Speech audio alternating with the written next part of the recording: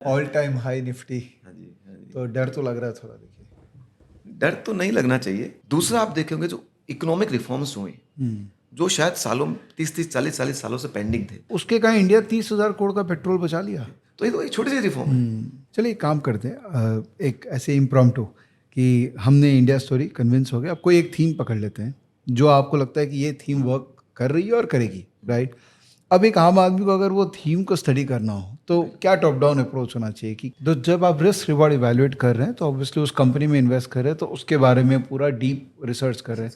Typically एक company का deep research करने में कितने कितने दिन लगते हैं, कितने घंटे लगते हैं? विकास जी, जैसे मैंने देखा आपका कई इन्वेस्टमेंट भी हम लोग के स्टॉक में सेक्शन है, वहाँ दिखता है। तो मैंने देखा है कई कंपनी में आपने 2% 3% स्टेक भी ले रखा है। तो अब ये जो बात आपने कह दी, इसको अगर रिलेट करें कि जनरली पोजीशन लेते हैं डे वन को ही सोचते हैं मैं 2-3% लूंगा, या धीरे धीरे स्केल अप करके उस स्केल पे जाते हैं? अभी मार्केट तो हमेशा हम ज्यूम करते हैं ना, हमेशा market is smarter than me, right.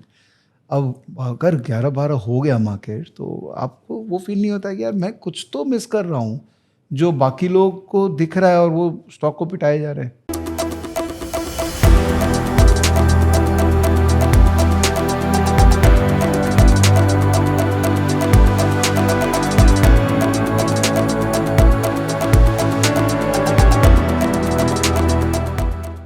Welcome back to face video. दोस्तों, आज हम रिकॉर्ड कर रहे हैं ज़बरदस्त फेस टू फेस, और हम उनके साथ रिकॉर्ड कर रहे हैं जो मार्केट में 25 साल 30 साल से ज़्यादा समय बिता चुके हैं, और एक बहुत बड़ी संस्था है एडलवाइस, जिसके अंदर में की पर्सन थे एक्स CEO ऑफ एडलवाइस, और आज के रेट में ये अपना खुद का फंड चलाते हैं।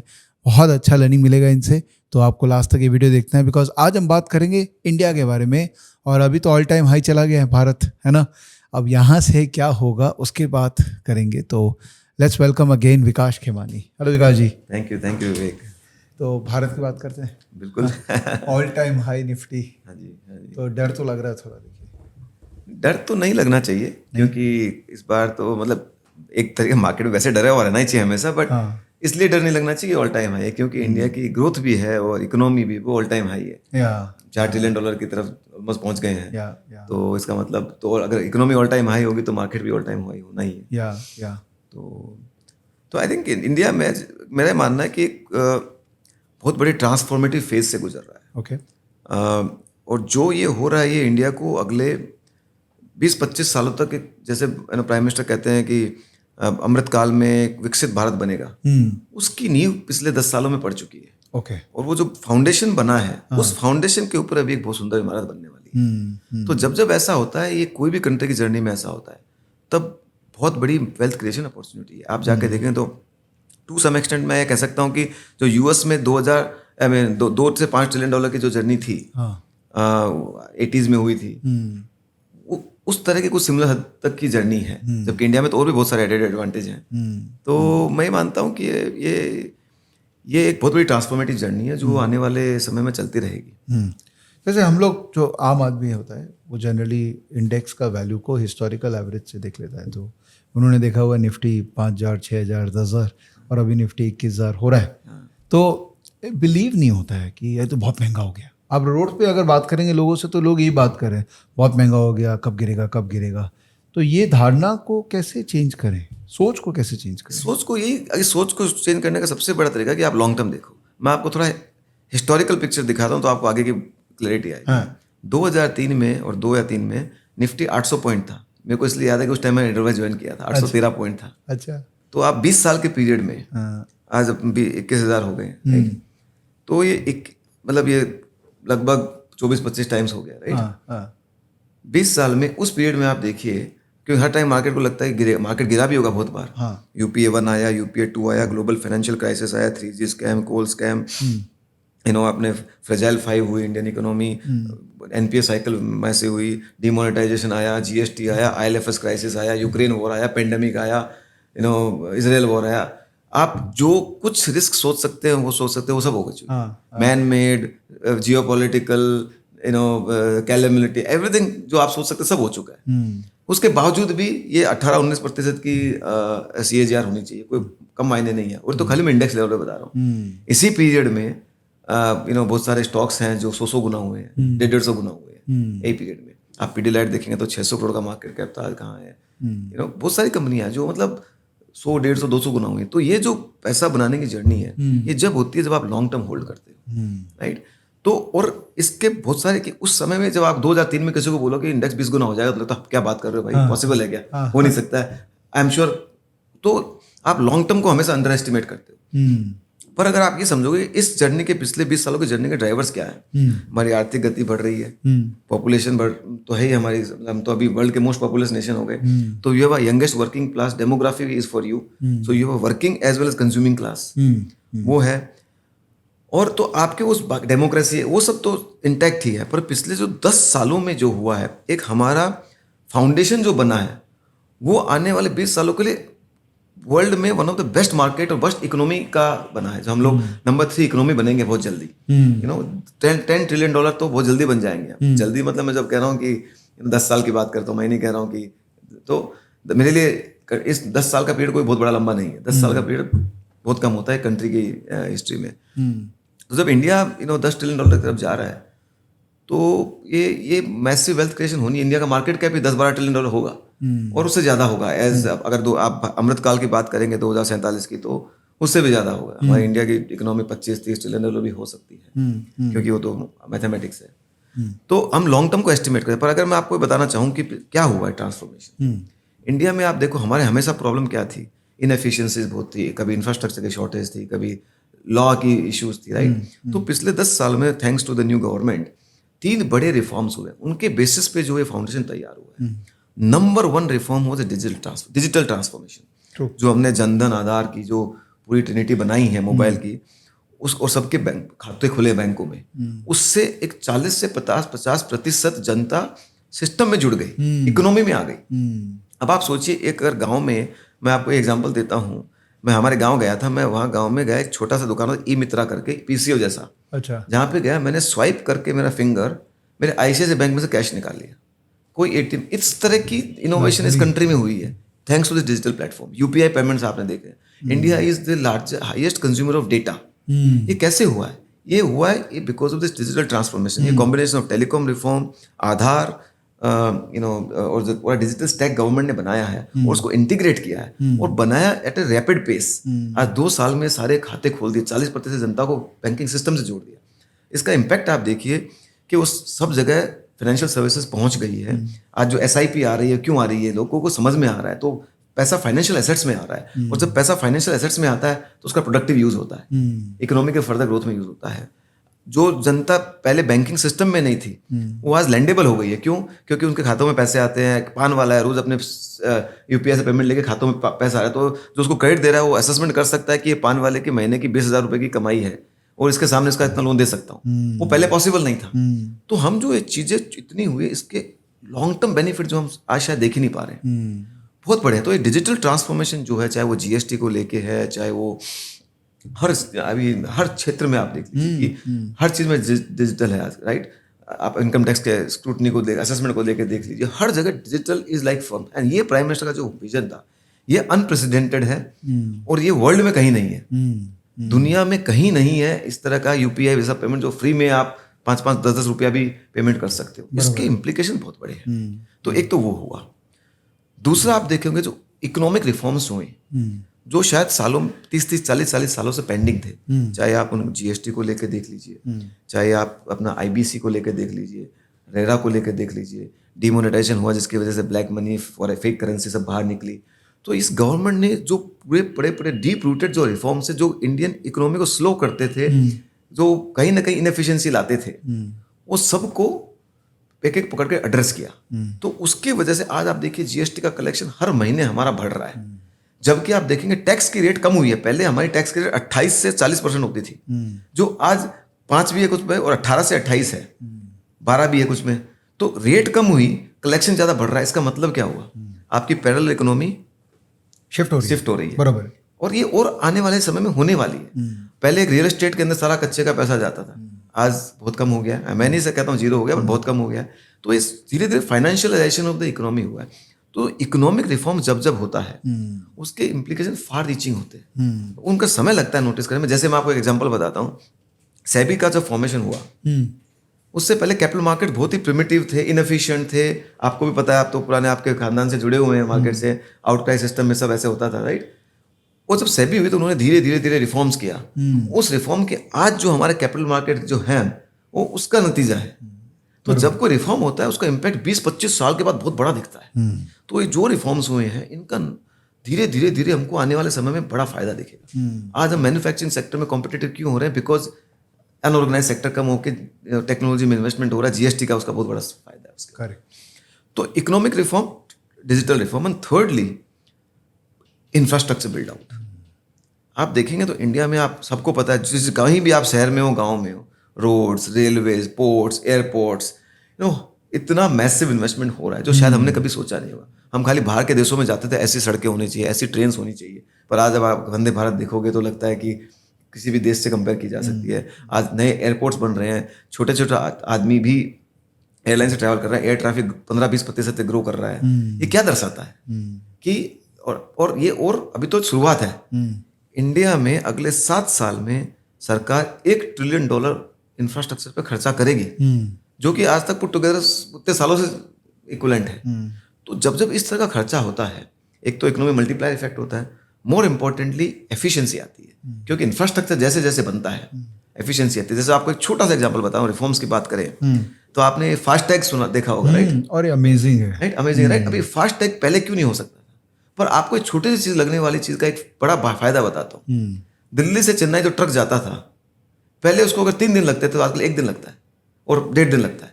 कहने का मतलब उसका टाइम, वो हर जगह रुकता ही नहीं है, टोल पे कहीं सीधा भाग जाता है। तो उसकी वजह से एफिशिएंसी उसकी बढ़ गई, कॉस्ट ऑफ ट्रांसपोर्ट कम हुई, और सेम ट्रांसपोर्टर विद उस व्हीकल से ज्यादा काम लेने लग गया। बरोबर है, बड़े। सो कहने का मतलब लगता छोटा सा रिफॉर्म है, पर इसकी इम्पैक्ट कितनी बड़ी है वो हम सोच नहीं सकते। इनफैक्ट मैं कहीं पढ़ रहा था सर इसके बारे में कि जो वेटिंग टाइम है गाड़ियों का, जो तकरीबन 40 से 45 मिनट हो गए थे, वो अभी कुछ ही मिनट रह गए, 2 मिनट 3 मिनट ही वेटिंग आप टाइम। रुकने की जरूरत नहीं, आप तो खाली पास कर रहे हो वहां से। उसके कहा इंडिया 30,000 करोड़ का पेट्रोल बचा लिया। तो ये तो एक छोटी सी रिफॉर्म है। तो इंफ्रास्ट्रक्चर इन्वेस्टमेंट रिफॉर्म का फायदा जो है आपको एस्टिमेट करना बहुत मुश्किल होता है जब कलेक्टिवली इतने सारे रिफॉर्म होते हैं। इसलिए मैं बोल रहा हूँ कि जो एक नींव बनी है, जो इंफ्रास्ट्रक्चर को लेकर बनी है या बन रही है, क्योंकि अभी भी कुछ हद तक वर्क इन प्रोग्रेस और बनती रहेगी, है तो एक दिन में कभी नहीं बनता, पर जो 10 साल में जो नींव बनी है डिजिटल ट्रांसफॉर्मेशन को लेके, इकोनॉमिक रिफॉर्म्स को लेके एंड इंफ्रास्ट्रक्चर बिल्ड आउट को लेके, ये जो भारत की आने वाली स्वर्णिम युग का एक तैयार हो रहा है। तो जब मैं कह रहा हूँ कि पिछले 20 साल में जब हम इंडिया हर तरह से गुजरा था, तब हमने 18-19% रत्न बनाया था। तो जब हमारा एक अच्छा स्वर्णिम युग की शुरुआत हो रही है, तो मुझे लगता नहीं इससे कम तो नहीं बनेगा, ज़्यादा ही बनने की चांस होनी चाहिए। बरोबर है। तो मैं मानता हूँ कि मतलब इस सब्जेक्ट पे मैं शायद कई घंटों बात कर सकता हूँ, क्योंकि इतने नुआंसेस हैं इसके। ये तो मैंने आपको एक समरी बताया कि इंडिया की, मतलब मैंने मेरे 25 साल के करियर में इस तरह का ट्रांसफॉर्मेटिव जर्नी नहीं देखा है। तो अभी अब जो स्टॉक मार्केट में इन्वेस्ट करते हैं वो वेट कर रहे हैं कि कब 15,000 आएगा, कब 14 आएगा, कब 13 आएगा, तो वेट करना बंद कर दें क्या? क्या how one should approach investing journey? Peter Lynch का एक बहुत बड़ा अच्छा सेइंग है कि more people are lost more money waiting for correction than actual correction. Yes, right. कहने का मतलब देखिए, ये मतलब मार्केट, अगर इकोनॉमी आपकी ग्रो करे तो मार्केट क्यों कम होगा? हाँ, ये हो सकता है कोई 6 सिग्मा इवेंट हो जाए, कोई क्राइसिस आ जाए तो मार्केट करेक्ट हो सकता है, पर द फनी पार्ट है जब मार्केट करेक्ट होता है तो कोई नहीं खरीदता है, कोई नहीं करे तब सब डर जाते हैं। बरोबर। अभी इन पीछे एसवीबी की क्राइसिस हुई थी, तब मार्केट शायद 17-17,500 गया था, निफ्टी कितने लोगों ने पैसा डाला, सब ज्यादा घबरा जाते हैं, क्योंकि उस टाइम घबराने के कारण आते हैं। तो मेरा ये मानना है कि आप अगर लॉन्ग टर्म से इन्वेस्ट करते हैं, अगर आपने 812 का, मैं आपको 2003 में 800 का निफ्टी था, ठीक है, आपने चलो 800 पे मिस कर दिया, 900 पे कर लेते, 1000 पे कर लेते, 1200 पे कर लेते, 1300 पे कर लेते, 2000 पे कर लेते, तो भी रिटर्न बन जाते। तो कहने का मतलब अगर आपका नजरिया लंबा है, आपका कन्विक्शन स्ट्रांग है, तो आज भी इंडिया मैं कहता हूँ महंगा नहीं है। इसके ऊपर पूरे थीसिस है, महंगा नहीं है, और स्पेशली गिवन कि आने वाले समय में ग्रोथ जो है और भी अच्छी आने वाली है, तो मुझे नहीं लगता महंगा है। हाँ, 5% करेक्शन कभी भी बिना कारणों से भी हो सकता है। कोई कहीं पे कोई रूमर चालू हुई, जैसे बीच में आपने देखा था अडानी का लेके कुछ हुआ तो मार्केट के गिर गए थे। करेक्ट। नाउ वो सच है झूठ है किसको पता नहीं है, पर अडानी के साथ जो हो रहा है उसको लेके रिलायंस के शेयर को क्या फर्क पड़ना चाहिए, उनको क्या लेना है, पर वो सब गिरता है। तो वो अपॉर्चुनिटीज होती है। जी। तो एक इन्वेस्टिंग जर्नी में जब मैं उतर रहा हूँ, जैसे एज्यूम करते हैं कि मैं एक नॉर्मल सा इंसान हूँ, तो मेरे पास छोटा कैपिटल है. Now I want to build a large capital out of stock market. तो typically we start with mutual fund. ये म्यूचुअल फंड सही है, ने बहुत सही इस्टेब्लिश कर लिया इस चीज़ को. अब वहाँ से मेरा SIP जर्नी चालू हो रहा है. मेरा मन में है कि यार ठीक है, SIP से काम चल रहा है, वो एक फोर्स सेविंग है, चले जा रहा है, कोई दिक्कत नहीं है. मुझे डायरेक्ट इक्विटी भी अब इंटरेस्ट कर रहा है. आप देख ही रहे हो, चारों तरफ सब अब डायरेक्ट इक्विटी की बात कर रहे हैं. How do I start that long term wealth creating journey? Given India story पे मैं अब कन्विंस्ड हूँ और आने वाला 5 साल 10 साल के लिए मैं कन्विंस्ड हो गया. तो वो लॉन्ग टर्म इक्विटी से वेल्थ कैसे क्रिएट करें? देखिए, पहली बात तो मैं बताऊंगा, जैसे आपने बोला म्यूचुअल फंड सही है. जो आदमी को इक्विटी समझ में नहीं आती है या फिर उसमें उतना समझने की हर आदमी इक्विटी कर सकता है, प्रोवाइडर को उसमें एफर्ट डाले, टाइम डाले. हाँ. अगर आपके पास टाइम नहीं है और ओरिएंटेशन नहीं है तो आपको म्यूचुअल फंड से ही करना चाहिए. अच्छा. आप अगर डायरेक्ट इक्विटी के द्वार पे जाओगे तो आप टिप्स लोगे, आप बिना समझे लोगे और आप फिर कभी कोई करेक्शन आएगा, आप बेच के निकल जाओगे, नुकसान करोगे. ये एक टिपिकल जर्नी बहुत सारे लोगों की होती है. तो मैं तो ये कहूँगा कि आप डायरेक्ट इक्विटी कोई भी इंसान कर सकता है. ये कॉमन सेंसिकल है, बहुत बड़ी रॉकेट साइंस नहीं है. प्रोवाइडेड आप उसमें समय डालो, आप उसको समझने की कोशिश करो कि ये कैसे होता है. कितना समय चाहिए अगर मैं क्वांटिफाई करने? नहीं, ये कंटिन्यूअस है. ये कोई जर्नी ऐसा आप ऐसा नहीं कह सकते हो कि मैं आज पढ़ लिया और मेरे को, ये कंटिन्यूअस जर्नी है. अच्छा. क्योंकि रोज कुछ नया बदलता है. इकोनॉमी ऐसा आज मैंने बोला कि ये सेक्टर अच्छा है, वो साल भर बाद बदल जाएगा. तो आप अगर स्टडी नहीं करोगे तो वो तो गड़बड़. हम एक परिवर्तनशील दुनिया में है, तो वो तो बदलते रहता है. तो आपको ये तो कंटिन्यूस स्टडी है. इट्स लाइक दिस कि अगर आप कोई प्रोफेशन में, मान लीजिए आप चार्टर्ड अकाउंटेंट प्रोफेशन में, करेक्ट, तो आप ये बोलोगे मैंने आज CA कर लिया, उसके बाद मैं अभी कुछ पढ़ूंगा ही नहीं आगे, तो आप प्रोफेशन में फेल हो जाओगे. कहीं ना कहीं जाकर तो फेल होगे. आप 2 4 5 साल चल जाओगे, पर रोज तो चेंजेस, आपको बजट का प्रोविजन पढ़ने पड़ेंगे, कुछ ना कुछ तो करते रहना पड़ेगा. तो इक्विटी में भी आप देखिए, अगर मैं CA बनता हूँ, मैं 3 साल भरसक मेहनत करता हूँ उसको पास करने की. तो आप ये समझ लीजिए कि अगर मार्केट में आपको कुछ करना है तो आपको 3 4 साल तो भरसक प्रयास करना पड़ेगा सब्जेक्ट को समझने के लिए. बिजनेस को कैसे समझना चाहिए, मैनेजमेंट को कैसे समझना चाहिए, इसके कैसे मार्केट में रिटर्न कैसे आते हैं. तो वो आप बेसिक में पहले समझिए. और आजकल fortunately thanks to people like you काफी बेसिक ट्रेनिंग मिल जाती है. बहुत सारे प्लेटफॉर्म्स हैं, आपके भी एक हैं, तो वहां से आप बेसिक ट्रेनिंग ले सकते हैं. पर there is no answer to self. क्या बोलते हैं ना, मरना है तो स्वर्ग में जाना है तो खुद को मरना पड़ेगा. स्वर्ग जाना, दूसरे के मरे से स्वर्ग नहीं पहुंच सकते आप. तो आपको पैसा बनाना तो काम तो आप ही को करना पड़ेगा. जी जी. अदरवाइज आप म्यूचुअल फंड में बनाइए, 17-18% का रिटर्न कम नहीं होता है. मतलब आई एम श्योर अगर आप 20 साल का पीरियड देखोगे तो सब म्यूचुअल फंड ने 15 16 17 18% का रिटर्न दिया होगा. कोई भी खराब से खराब ने भी दिया होगा, क्योंकि इंडेक्स ने दिया तो उसने भी दिया ही होगा. तो कहने का मतलब कोई आंसर नहीं है खुद के मेहनत के अलावा. तो वो आपको करना ही पड़ेगा. उसके बाद में कंटिन्यू, एक बार आपने सब्जेक्ट पे थोड़ी सी हासिल कर ली, फिर आपको इंक्रीमेंटल अपडेट नॉलेज कम काम से आप चला सकते हो. बट मेहनत तो शुरुआत में करनी पड़ेगी. चलिए काम करते हैं, एक ऐसे इम्प्रॉम्प्टू कि हमने इंडिया स्टोरी कन्विंस हो गया. अब कोई एक थीम पकड़ लेते हैं जो आपको लगता है कि ये थीम वर्क कर रही है और करेगी, राइट? अब एक आम आदमी को अगर वो थीम को स्टडी करना हो तो क्या टॉप डाउन अप्रोच होना चाहिए कि कैसे मैं उस थीम के, जैसे रेलवे है, लोग बोले रेलवे रेलवे रेलवे, कई लोग, मेरे दोस्त लोग बोलते हैं रेलवे मिस हो गया है, मैं कुछ पार्टिसिपेट नहीं कर पाया, क्योंकि उनको पता ही नहीं है कि कैसे अप्रोच करते हैं इस पूरा स्टडी को. तो कुछ भी आप बताइए थीम, और वहीं से मुझे एक प्रोसेस बताइए कैसे मैं बिल्कुल. तो जैसे कि हमारी बहुत बड़ी स्टडी रही है 2020 से, पेंडेमिक के बाद में हमने एक बहुत बड़ा ट्रेंड पकड़ा कि मैन्युफैक्चरिंग इंडिया में गेम चेंज हो रहा है जी. क्योंकि हमने हिस्टोरिकली हमारी मैन्युफैक्चरिंग GDP है जो खाली 16% है. हमारी इकोनॉमी 1992 के बाद में मोस्टली सर्विस ओरिएंटेड हो गई, thanks to IT and banking and those things. तो मैन्युफैक्चरिंग बहुत वीक हो गया. हमारा पेंडेमिक के बाद में हमको समझ में आया कि मैन्युफैक्चरिंग का भी गेम चेंज हो रहा है. सरकार का फोकस है आत्मनिर्भर भारत करने का, तो they are doing lot of things. PLI tax reduction किया है, सपोर्ट दे रहे हैं, फंड्स, सिंगल विंडो क्लियरेंस. दूसरा China+1 हो रहा है, मतलब दुनिया के सारे देश चाइना से इंपोर्ट करते हैं. अभी जो करंट जियोपॉलिटिकल सिचुएशन हो रही है उसकी वजह से वो डाइवर्सिफिकेशन करना जरूरी हो गया है. तो हर बायर, चाहे वो अमेरिका में हो, यूरोप में हो, एक ऑल्टरनेटिव सोर्स देख रहा है. और इंडिया उसका बहुत बड़ा क्रेडिबल दावेदार है, इसमें कोई दो राय नहीं है. ठीक है, तो ये ट्रेंड अगले 10-15 साल का ट्रेंड है. ओके. और मैं इसको अगर कंपेयर करूं तो ये सिमिलर सा ट्रेंड है जो IT के अंदर मिड-90s में हुआ था. तो अगर आप देखेंगे तो मिड-90s में IT में छोटी छोटी कंपनियां थी. इन्फोसिस का 100 करोड़ का मार्केट कैप था, राइट, जो आज अब कितना गुना का आप देख लीजिए, कर लीजिए. तो तो ये उस तरह का सा ट्रेंड है कि हमारे यहाँ से आउटसोर्स होंगे, और दूसरा क्या, एक तो हम इंपोर्ट सब्स्टिट्यूट करेंगे क्योंकि इंडिया भी बाहर से चाइना से इंपोर्ट कर रहा है। तो एक तो हम अपना जो हम खुद ग्रोइंग कंज्यूमिंग क्लास है, तो हमने पहली बात तो हमारा इंपोर्ट ही यहाँ पे बनाना चालू कर दिया, तो वो भी बहुत बड़ी अपॉर्चुनिटी हो गई। दूसरा एक्सपोर्ट करने, और क्या होता है जब आप साथ में इतनी बड़ी सामान बनाने के लिए करते हो तो आप इकोनॉमीज ऑफ स्केल बड़े होते हैं। तो now you can be lot more competitive than historically you ever be, क्योंकि आपके पास इकोनॉमीज ऑफ स्केल आ गया, आपके पास क्वांटिटी डिमांड बहुत बड़ी है। तो उस, और थैंकफुली एनेबलिंग एनवायरनमेंट बहुत बढ़िया है।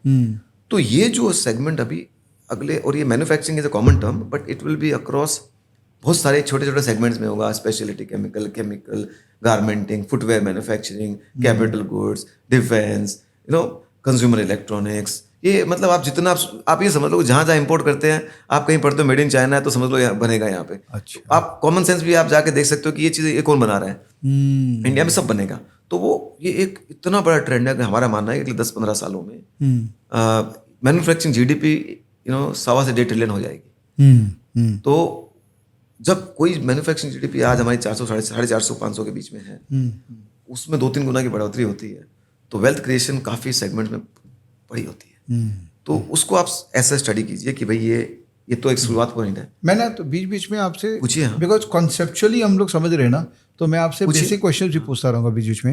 जैसे आपने थीम जो आइडेंटिफाई किया, उसका ट्रिगर पॉइंट जो मेरे को समझ में आ रहा है, 2 थे। एक तो गवर्नमेंट के एक पॉलिसी शिफ्ट, और दूसरा जियोपॉलिटिकल जो इश्यूज आए चाइना को लेके। क्या टिपिकली कोई नया थीम ओरिजिनेट होता है एक गवर्नमेंट का कोई पॉलिसी शिफ्ट के काइंड?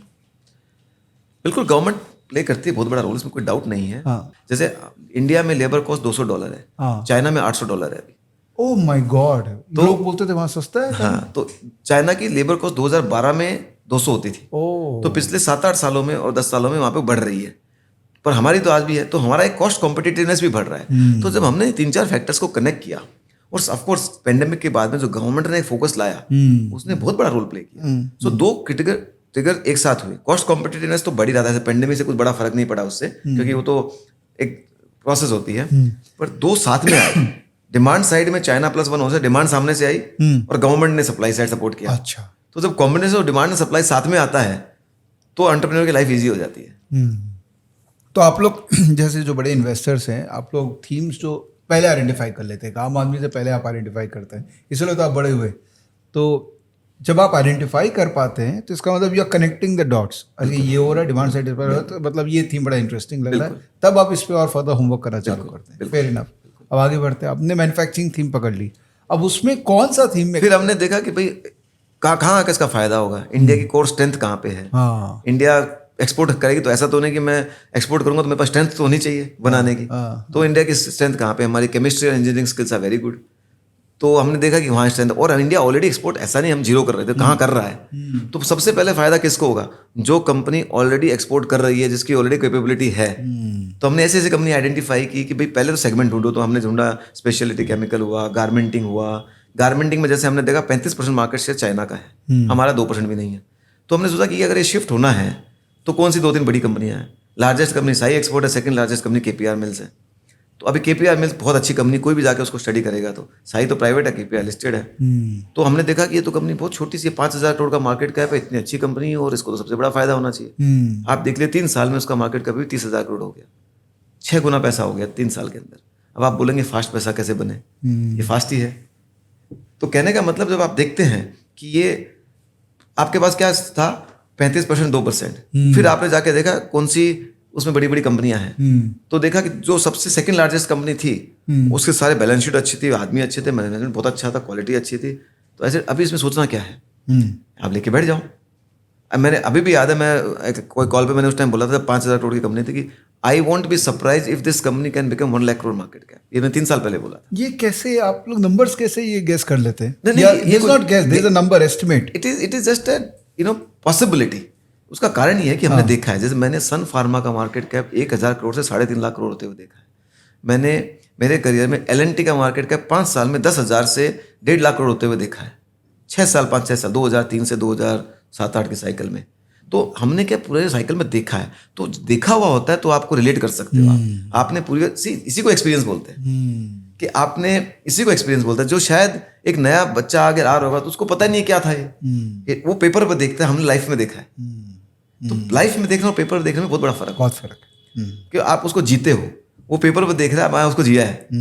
तो जब आपने वो देखा है, जैसे आप फेमस होल्डिंग टाइटन की झुंझुनवाला साहब की, हमने देखा है कितनी बड़ी, 1000 करोड़ का मार्केट कैप भी नहीं था, तो इतनी बड़ी। तो आप ये कह सकते हो कि अगर ये हुआ, ये थीम चला, इंडिया का 2% 5% भी हुआ, तो सबसे ज्यादा बेनिफिट किसको होगा? इस कंपनी को होगा। तो अब ये सेगमेंट इतना बड़ा है कि टेलविंड इतनी बड़ी है कि अगर 10 साल में तो हो ही सकता है, अनलेस कुछ गड़बड़। ऐसा नहीं कि 100% होगा, बट इसीलिए मतलब I won't be surprise if it happens. Right, ऐसा आप नहीं करोगे ये होगा। राइट। सो इन्वेस्टिंग में हमेशा आप प्रोबेबिलिटी के साथ खेलते हो। It is never certain. So कोई भी अच्छा इन्वेस्टर कभी नहीं बोलेगा ये ऐसा होगा। He will say very high probability of this happening and you are taking chances on high probability trades और investments where the risk reward is in your favour. Right, right. So तो जब आप रिस्क रिवॉर्ड इवैल्यूएट कर रहे हैं तो obviously उस company में इन्वेस्ट कर रहे हैं तो उसके बारे में पूरा डीप रिसर्च कर रहे हैं। टिपिकली एक कंपनी का डीप रिसर्च करने में कितने दिन लगते हैं, कितने घंटे लगते हैं? अगेन ये सब डिपेंड करता है टाइम पे आपका कितना नॉलेज है। बट एम सिंगर आप हम तो काफ़ी डिटेल करते हैं। हमको कई कुछ कंपनी तो हमको महीनों लग जाते हैं, कुछ कंपनियां हमारा अगर हिस्ट्री होता है तो 2 हफ्ते में भी हो जावे। तो बेसिकली टिपिकली आप एक 10 साल की हिस्ट्री देखते हो, अगर पुरानी कंपनी है तो बैलेंस शीट पढ़ते हैं, मैनेजमेंट की कमेंट्री सुनते हैं, जरूरत पड़ता है तो हम प्लांट विजिट करते हैं, मैनेजमेंट को मिलते हैं, तो उससे 360 डिग्री पर्सपेक्टिव आता है। फिर हम थोड़ा एक्स एम्प्लॉय से बात करते हैं, कॉम्पिटिटर से बात करते हैं जहां जहां पॉसिबल है, और एक ओवरऑल सेक्टर के एक्सपर्ट से बात करते हैं कि सेक्टर में हमारी जो हाइपोथेसिस है वो ठीक है कि नहीं है। तो आप हर चीज को वैलिडेट करते रहते हो। और ऐसा नहीं आप लेने के बाद में बैठ गए, उसको आप कंटिन्यूस वैलिडेट करते रहते हो। कई बार क्या होता है, आपका एक 60-70% कन्विक्शन होता है, लगता है ठीक है, पर it gets better and better with time passing and more evidences coming, so then you increase your position. अच्छा, सी कभी भी आप इन्वेस्टिंग में आपके पास परफेक्ट इन्फॉर्मेशन कभी नहीं होती है। राइट। इन्वेस्टिंग में आप you only work with limited information and probabilities. Right, ये आप हमेशा ध्यान रखिएगा। राइट। कोई भी इन्वेस्टर कितना भी बढ़िया हो, किसी के पास परफेक्ट इन्फॉर्मेशन नहीं है। राइट, राइट, अनलेस कोई इनसाइडर ट्रेडिंग कर रहा है, मैं उसकी बात नहीं कर रहा हूँ। Right, परफेक्ट इन्फॉर्मेशन किसी के पास नहीं है। राइट। तो वो आप अपने उस लिमिटेड इन्फॉर्मेशन से प्रोबेबिलिस्टिक अपना नजरिया निकालता है। राइट। विकास जी, जैसे मैंने देखा आपका कई इन्वेस्टमेंट भी हम लोग के स्टॉक में सेक्शन है, वहाँ दिखता है। तो मैंने देखा कई कंपनी में आपने 2% 3% स्टेक भी ले रखा है। तो अब ये जो बात आपने कह दी, इसको अगर रिलेट करें कि जनरली पोजीशन लेते हैं डे 1 को ही सोचते हैं मैं 2-3% लूंगा, या धीरे धीरे स्केल अप करके उस स्केल पे जाते हैं? It really depends on each company and investments. There are companies जहाँ पे हमको सारा काम करने के बाद स्ट्रॉन्ग कन्विक्शन आ जाता है, तो हम शुरुआत से भी मतलब बड़ी पोजीशन ले सकते हैं। कुछ कंपनीज में आप धीरे धीरे बनाते हैं, जैसे जैसे आपको कन्विक्शन आता है।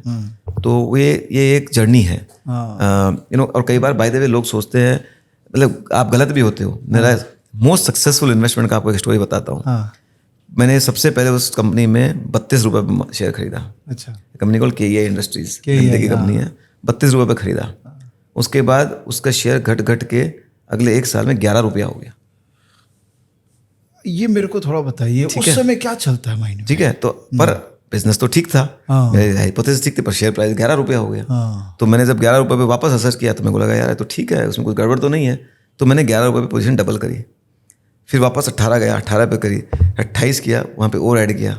तो मैंने ये पूरी जर्नी में ऐड किया और फिर 118 पे मैंने मेरी पोजीशन डबल की। अरे बाबा रे! कहने का मतलब जी, जो पहला हाइपोथेसिस था, उस टाइम कंपनी का मार्केट कैप मेरे ख्याल से जब मैंने 11-12 रुपये पे दिया था, उस टाइम कंपनी का मार्केट कैप कुछ 75-80 करोड़ था। ओ भाई, बहुत ही छोटी थी। अभी शायद 20,000 करोड़ है। पर मैं आपको ये जर्नी बता रहा हूँ कि एक great investment start with the failure. तो अगर ये कोई बोलता है कि मुझे पता है कि ये कैसे जाएगा, पर आपको अगर फंडामेंटल्स में पता है, बिजनेस में पता है कि ठीक ठाक कर रहा है, रिस्क रिवॉर्ड फेवर में है, ऑफकोर्स दुख होता है 32 वाला स्टॉक जब 11-12 हो जाता है। ऐसा नहीं है कि आपको लगता है कि क्योंकि आपका एक मोमेंटम लॉस तो आ रहा है ना, दुख तो होता है। पर आपने जब काम किया तो लगा कि जो आपके हाइपोथेसिस में गलत नहीं है, तो वो कन्विक्शन तो था, तो मैंने अपनी पोजीशन और ऐड की। ऑफकोर्स बहुत ज़्यादा ऐड नहीं की, थोड़ी ऐड की। फिर और जैसे जैसे आपका वैलिडेट होता गया कि नहीं आपकी ठीक है, आपकी जो हाइपोथेसिस वो ठीक है, आप बढ़ाते गए। अब आप सोचो, मेरे ओरिजिनल 32 रुपया थी, पर मैंने 118 रुपये पे उसको डबल किया, क्योंकि जब मेरे को चलते गया, अब मेरे को पूरा कॉन्फिडेंस आ गया कि मेरी सही है और अच्छा चलेगा। तो जब आपको तो पोजीशन, और कई बार कंपनी होती है जैसे आप अभी मेरे को पूछ रहे थे PTC इंडस्ट्रीज में, तो हमने वो एक साथ 5% पोजीशन ले ली, क्योंकि उस कन्विक्शन इतना था थीम में, और उस टाइम स्टॉक मिल रहा था, तो आपने ले ली। तो ऐसा कोई साइंस नहीं, बट जनरली स्पीकिंग अगर आपके पास रिस्क रिवॉर्ड्स लग रहा है, कन्विक्शन हाई है, तो हम शुरुआत में ले लेते हैं। राइट। और कुछ वैलिडेट करना होता है तो फिर धीरे धीरे बिल्ड करते हैं। तो मैं वापस उस एग्जांपल में जाता हूँ, वो 32 का जो 12 हुआ, तो अभी मार्केट तो हमेशा हम जूम करते हैं ना, हमेशा market is smarter than me, right. अब अगर 11-12 हो गया मार्केट, तो आपको वो फील नहीं होता कि यार मैं कुछ तो मिस कर रहा हूँ जो बाकी लोग को दिख रहा है और वो स्टॉक को पिटाए जा रहे हैं? डर तो लगता है ना, मतलब आप हमेशा कभी भी आप बोल दो मुझे सब पता है, पर अब जब आप बिजनेस को इवेल्युएट करते हैं, उसका 1500 करोड़ का मार्केट कैप था, 1500 करोड़ का टॉप लाइन था कंपनी का, 175 करोड़ का EBITDA था और 75 करोड़ का मार्केट कैप था। क्यों ऐसा? तो उस टाइम सिचुएशन ऐसे थी, 2012 का जो part of India anti fragile हो रहा था, 12-13 की बात है शायद, एंटी फ्रेजाइल हो रहा था, एनवायरनमेंट बहुत खराब था और कंपनी के पास थोड़ा लोन भी था 400-500 करोड़ का, तो market was kind of building bankruptcy hypothesis. अच्छा। But I was clear knowing promoter and company कि भाई ये चोर लोग तो नहीं है, they will survive this bad period was my conviction, because they were doing certain initiatives, they were going into consumer which they were never before. So I was seeing that they are transitioning as a company. In a bad time they were transitioning as a company, which gave me a lot of comfort. So then I stayed put. So finally it's the conviction on the promoter and their ability to go through tough times, right? 80% of the returns of any stock is explained by the management quality. मतलब that is the hallmark of anything. I mean, same industry में आपको बता सकते कितनी सारी कंपनियां जहाँ पे एक कंपनी 100 गुना हो जाती है, दूसरी कंपनी 2 गुना भी नहीं होती है, right? What is explained? Only the management quality, nothing else. ये बहुत सब्जेक्टिव टॉपिक है, हाँ, मैनेजमेंट क्वालिटी। इसको थोड़ा ऑब्जेक्टिफाई करने की कोशिश करते हैं। I think this is going to be very interesting section, because actually हम लोग पढ़े लिखे हैं ना, तो हर समय हमारा left side of the brain ज़्यादा काम करता है। तो मुझे इसको ऑब्जेक्टिफाई करके बताइए ना कि कैसे मैं डिफाइन करूँ कि ये मैनेजमेंट अच्छा है या बुरा है, या अभी भी अच्छा है और या करप्ट नहीं हुआ है। देखिए, आप लोग तो मैनेजमेंट से मिल लेते हो, चाहे कॉफ़ी पे बैठते हो, बात करते हो, तो फिर भी आप फील कर पाते हो। तो एक आम आदमी तो मैनेजमेंट को खाली टीवी पे देख रहा है, लिमिटेड देख रहा है। How to assess the management quality objectively? So I think one of the biggest way to look at least historically company ने क्या किया है, हिस्टोरिकली उनके जो फाइनेंशियल जो आपका दर्पण है एनुअल रिपोर्ट में सब दिख जाता है। तो अगर आप पिछले 10-15 साल की, 5 साल की जितनी भी हिस्ट्री आप देखेंगे कि कंपनी ने ग्रोथ करी है कि नहीं करी है, अगर उस जिस इंडस्ट्री खराब थी उस टाइम पे उन्होंने क्या किया, रिटर्न रेशियोज क्या रहे, लेवरेज कैसे रखते हैं। Biggest risk comes from leverage, right? Any business goes fail because of leverage. One of the big reason of going fail is leverage, because is management in hurry to grow. वो अपने risk को कैसे manage कर रहे हैं वो आपको दिख जाएगा। अगर आप 10 साल 15 साल में कोई ना कोई साइकिल तो आई जाती है, तो वो साइकिल में, खराब साइकिल में मैनेजमेंट ने कैसे बिहेव किया is one of the biggest testament of this thing. तो हमारे यहाँ पे एक छोटा सा एक फ्रेमवर्क बताता हूँ, हम यूज करते हैं, called impress. Okay, so I stand for integrity, कि भाई इंटीग्रिटी है कि नहीं आदमी की, चोरी करते हैं कि नहीं करते हैं। जो आदमी चोरी कर सकता है, छोटी भी चोरी करता है, तो मतलब गड़बड़ है, तो we have to be careful. Aim for modesty, मतलब arrogant people will surely destroy value. आप देख लो जो भी कंपनी ने बड़े वेल्थ क्रिएट की है, आपके सारे के सारे मैनेजमेंट एक क्वालिटी आपको जरूर मिलेगी, modesty, humble. They are very humble, they will never say ऐसा कर दूंगा वैसा कर दूंगा, they just keep executing, right? Then they passionate people, you know, कि they passion is something you want to see in the management, कि whatever they are doing out of passion, not for just making some money, that, right? So that is a very, then they are realistically aggressive, like, because एक तो हाँ आएगा करेंगे कि नहीं, हम लोग आगे की कैटेगरी देख के इंडिया में ऐसा होगा वैसा करेंगे, एक प्लान है उनका, स्ट्रैटेजी है, अग्रेसिव स्ट्रैटेजी है, प्लान है, करेक्ट? एफिशिएंट कैपिटल एलोकेशन, कि are they focused on capital allocation, because देखिए अपॉर्चुनिटी तो बहुत होती है, एंटरप्रेन्योर के पास रोज कुछ अपॉर्चुनिटी आती है, he has to choose based on lot of things. So how is choosing those based on the capital allocation, इसका को कैसा डिसीजन है। बाद में आता है उसकी स्किन इन द गेम कितनी है, कि भाई वी डोंट लाइक कंपनी जिनके प्रमोटर के स्टेक 10-20% हो, generally speaking. Generally we like कि आइदर वो प्रोफेशनल, तो सीईओ के पास कुछ स्किन इन द गेम है कि नहीं, या प्रमोटर की कितनी स्किन इन द गेम है। छोटी होल्डिंग वाले प्रमोटर्स हमेशा चोरी करेंगे, जनरली स्पीकिंग। जिसके पास 75% होल्डिंग है वो क्या चोरी करेगा, अपनी कंपनी है उसकी। सही बात है। तो वो एक थोड़ा सा एक इंडिकेशन रहता है। And lastly strong risk management and governance culture, कि भाई आप गवर्नेंस कैसा है, रिलेटेड पार्टी ट्रांजैक्शन कितने कर रहे हो। तो इसके ऊपर हमने एक पूरा डिटेल्ड वो बनाया हुआ है, पार्टली क्वांटिटेटिव है, पार्टली सब्जेक्टिव है, और उसको असेस करोगे ना आप। मैं ये नहीं कहता हूँ कुछ भी फुल प्रूफ नहीं होता लाइफ में, बट 95-99% चांस है कि आप गलत आदमी पे पैसा नहीं लगाओगे। तो ये जनरली मैं कह रहा हूँ, आप एक डिसेंट सी ग्रोइंग कंपनी और हम्बल मैनेजमेंट, ये दो ही चीज़ देख लो तो भी आपका काम हो गया। कहने का मतलब बहुत सारे, और ये हर कॉमन आदमी कर सकता है। हाँ, उसके लिए आपको कोई रॉकेट साइंस नहीं चाहिए, क्योंकि हर आदमी को आदमी की पहचान होती है। जनरली मैं मानता हूँ, मैं आपके साथ बैठा हूँ, मुझे पता आप कैसे आदमी हो, मैं आपके साथ 2-3 घंटे में समझ जाऊंगा आप कैसे आदमी हो। और अगर मैं आपको ट्रैक करूंगा कि भाई अपने पिछले 5 साल में आपने क्या किया, आपने एक प्लेटफॉर्म बनाया, मतलब आप में कुछ तो थोड़ी बहुत एंटरप्रेन्योर कैपेबिलिटी तो है, ये एक असेसमेंट तो मैं कर सकता हूँ। फिर मैं उसको रिलेट करता हूँ रिजल्ट से कि आपने क्या बनाया।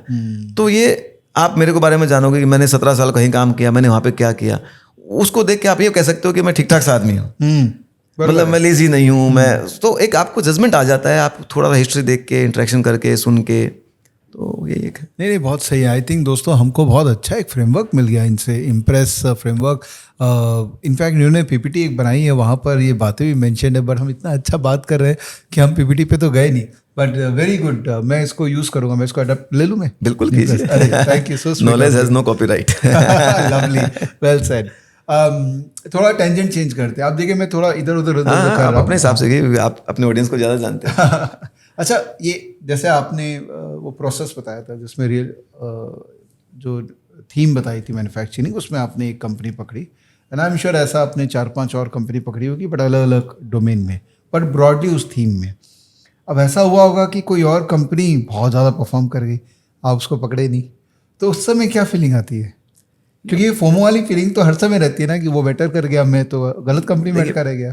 FOMO is the biggest what you call destroyer of the wealth. FOMO और एनवी, जैसे चार्ली मंगर साहब हमेशा बोलते हैं एनवी, राइट। आपने जो चीज़ नहीं देखी और चल गई, तो आप उससे सीखो कि मैंने क्या मिस किया। पर अगर आप आउट ऑफ फोमो एक्ट करोगे तो आप कहीं ना कहीं रिस्क लोगे, राइट। क्योंकि आपको फोमो का सबसे बड़ा क्या होता है, आप you will doubt your own knowledge. Meaning आपसे इसका नॉलेज मेरे से ज़्यादा है, वो हो सकता है सच है, पर अगर आपको कि उसने क्या पकड़ा जो मैंने नहीं पकड़ा, उस पर आप करोगे तो आप नेक्स्ट अपॉर्चुनिटी को मिस नहीं करोगे, या फिर अपने फ्रेमवर्क को बेटर करोगे। हमने हमारे फ्रेमवर्क को काफ़ी बेटर किया है, ऑल द टाइम बेटर करते रहते हैं कि हमने ये जो हमने मिस किया उसे सीखते हमने क्या छोड़ा उसमें। तो बेस्ट, मतलब worst thing to do is to miss out of FOMO. अगर आप देखेंगे तो कई बार ऐसा होता भी है, आप कोई लाइन में खड़े हो, आपको लगता है दूसरी वाली, हम हमेशा लगता है दूसरी वाली लाइन ज़्यादा चल रही है। एयरपोर्ट में तो हर बार होता है, सबको लगता है, ये साइकोलॉजिकल है। तो और जो 2 तरह के लोग होते हैं, एक आदमी पीसफुली खड़ा है, चल रहा है, उसका भी टाइम पे वही फ्लाइट उड़ेगा, सब कुछ है। दूसरा उसका ये हुआ नहीं हुआ और वो लाइन चेंज करते रहते हैं, राइट। सो आप किस तरह की पर्सनालिटी वहाँ पे डिपेंड कर देगा। जो आदमी पीसफुली खड़ा है वो भी उड़ेगा, टाइम से जाएगा, उसके पास भी समय है। कई रिटर्न जल्दी देते हैं स्टॉक, कई आपको धीरे देते हैं। और अगर आपको कोई गलती हो गई लगता है तो आपको सुधार लो, पर don't ever act out of FOMO. That's the worst thing to do, not only in investing, by the way, in anything in life. In anything in life, true. So let's go back to this India story. और जो आपने data conviction, बहुत strong conviction आ गई, फिर आप जब बोल रहे थे ना, रोंगटे खड़े हो रहे थे, अरे बाबा मैं उठ जाऊं बस, अभी मैं कुछ कर लूँ इंडिया में। तो यहाँ से अगर कुछ themes, market all time high है, तो वो शायद महंगा ही रहेगा। तो अगर इंडिया इतना अच्छा स्टोरी है तो महंगा ही रहेगा ना मार्केट। पहली बात तो इंडिया महंगा नहीं है, इंडिया महंगा नहीं है। आज भी 10 साल की निफ्टी के एवरेज पे इंडिया की P, C valuation is function of 3 things, ROE, earnings growth and discounting factor. Right. India की ROE is best compared to any other nation in the country, in the world. Okay. India की earning growth आप 15 से 18% मान के चलिए। Pessimist आदमी 15 बोलेगा, optimist आदमी 18 बोलेगा। Again, nowhere this kind of sustainable growth is there. Thirdly, discounting factor, which is a function of risk free rate and risk premium. Right. तो आप देखोगे तो रिस्क फ्री रेट इंडिया की और यूएस की जो स्प्रेड है लोएस्ट एवर है, मतलब हमारी कॉस्ट ऑफ कैपिटल आज चीपेस्ट एवर है। Correct. तो डिस्काउंटिंग फैक्टर भी कम हो रहा है। Right. तो आपको एक एग्जांपल बताता हूँ, a 2% drop in the interest rates increases equity valuation, everything else remaining same by 35%। ये बहुत लेस इंट्यूटिवली अंडरस्टूड है। 35% DCF value. Oh my god. आप कभी भी कोई आप एक एक्सेल DCF करके देखिएगा कोई भी कंपनी का, depending on the assumptions of growth and all those things, it will vary between 32 to 40%. So I'm just giving you average number. तो अगर आप पहले 20 का पी जायज था तो आज 27 का पी भी जायज हो सकता है। कहने का मतलब ये तीनों फैक्टर के बारे में आपको कन्विक्शन है तो आपको 20 का पी महंगा नहीं लगेगा। तो मेरे को तो मार्केट महंगा नहीं लगता है। मेरे को लगता है आने वाले समय में अर्निंग्स बनी रहेगी, करेक्शंस आएंगे, वॉलेटिलिटी होगी। मैं ये नहीं कह रहा हूँ, मैं स्ट्रक्चरली बात कर रहा हूँ कि मार्केट्स ऊपर ही जाते रहेगा, मुझे उसमें कोई दो राय नहीं है। क्योंकि अर्निंग ग्रोथ चलती रहेगी। इंडिया की कॉर्पोरेट अर्निंग टू GDP आज भी 4.5% ही है, पीक पे 7% थी 2008 में, और मुझे लगता है इस बार वो पीक भी टूटेगा। क्यों? क्योंकि इतने सारे जो मैंने आपको इकोनॉमिक रिफॉर्म्स बताए हैं, इंफ्रास्ट्रक्चर, वो पहले नहीं थे, वो आज हो चुके हैं। तो उनकी वजह से हमारा कॉर्पोरेट अर्निंग टू जीडीपी का जो रेट पीक पिछली बार 7 था, जो आज 4.5 है, वो आई वोंट बी सरप्राइज वो 8-10% भी हो जाए तो आज तो अब 4.5 से 8-10% की जर्नी की ग्रोथ आप बात कर रहे हो। तो आपकी अगर जीडीपी आप बोल रहे हो 4 ट्रिलियन से अभी 4 है, 10 होगी, और उसका 10% में जीडीपी लेता हूं, तो आपका corporate profitability will be anywhere between 800 billion to $1 trillion. तो आप $1 ट्रिलियन का अगर मैं प्रॉफिटेबिलिटी मानता हूं और उसको मैं 20 का पी देता हूं, मार्केट कैप कर में $20 trillion, I am just giving you blue sky scenario.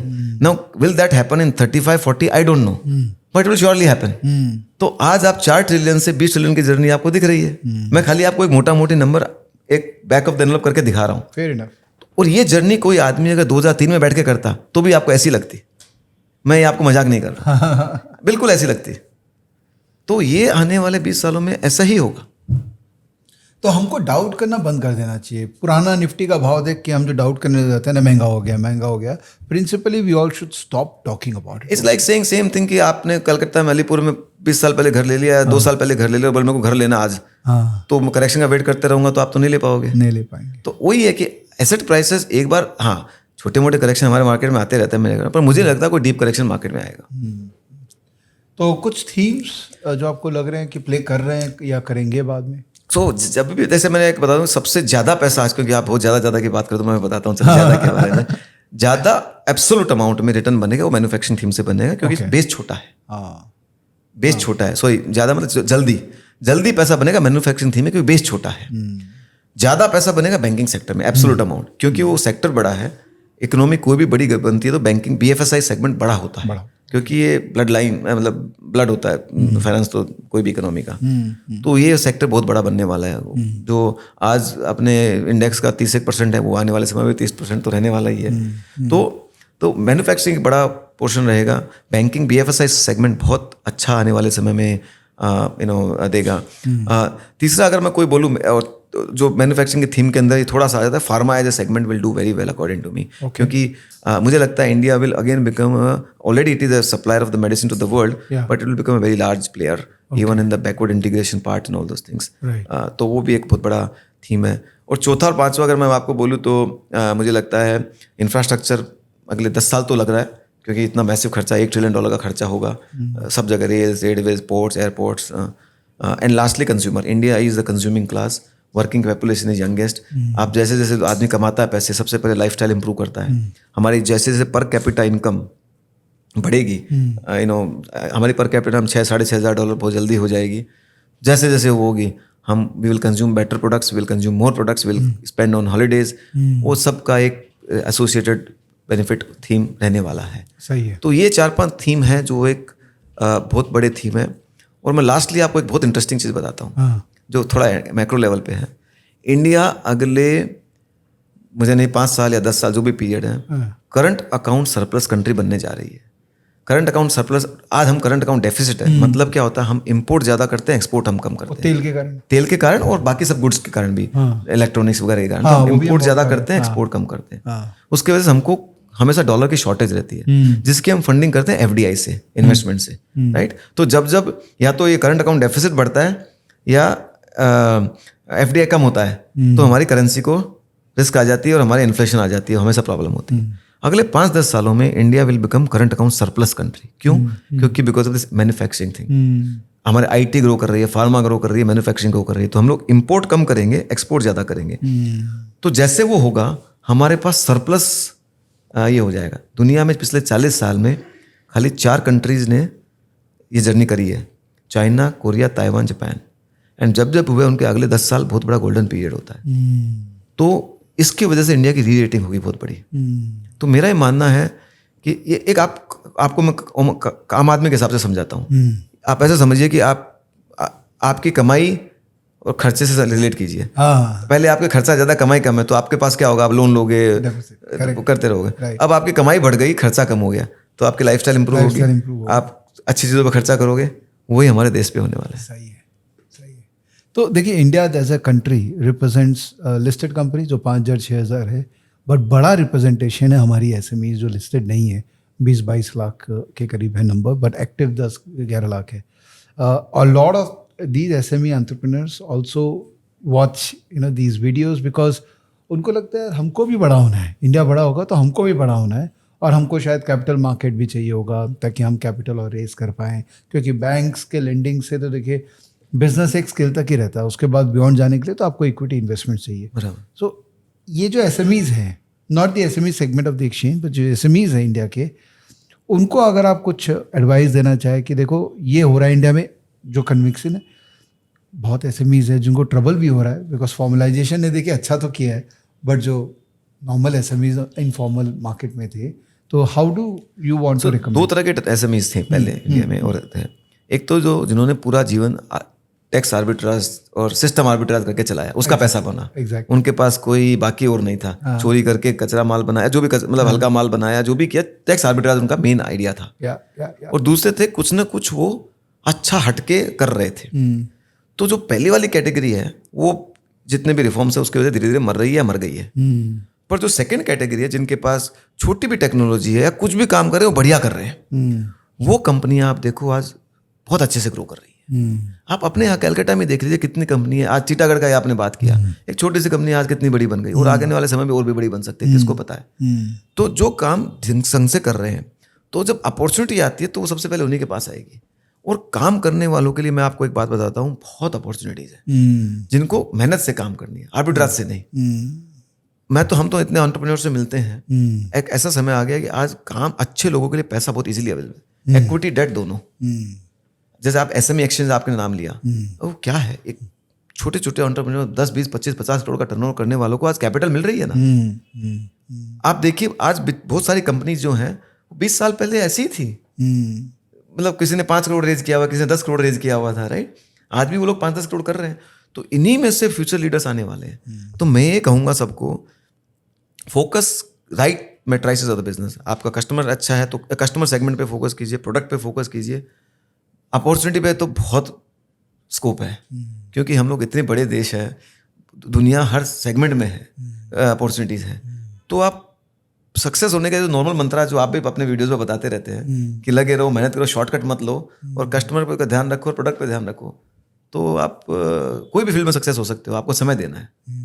मेरा मानना है आप 10 साल किसी भी चीज़ को दो with full dedication commitment, you will be successful.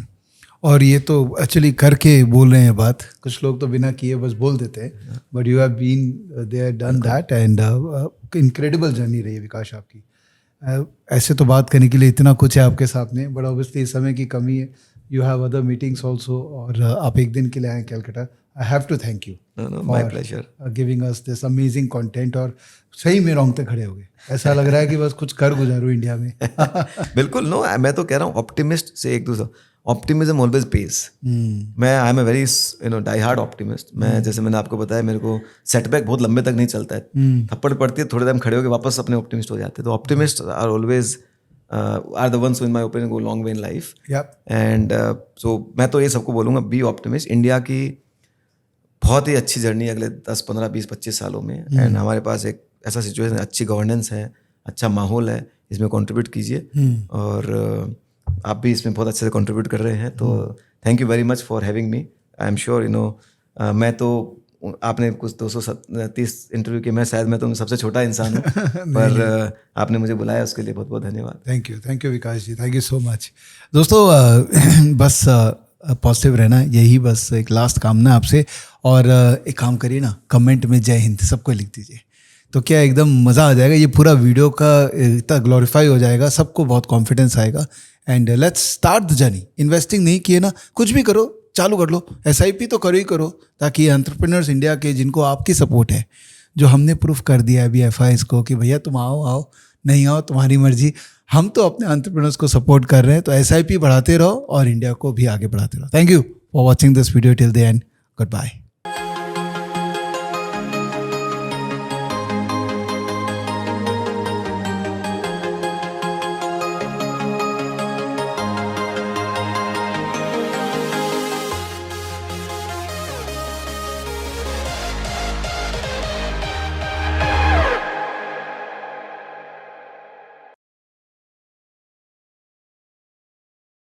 Investments in the securities market are subject to market risks. Read all the related documents carefully before investing.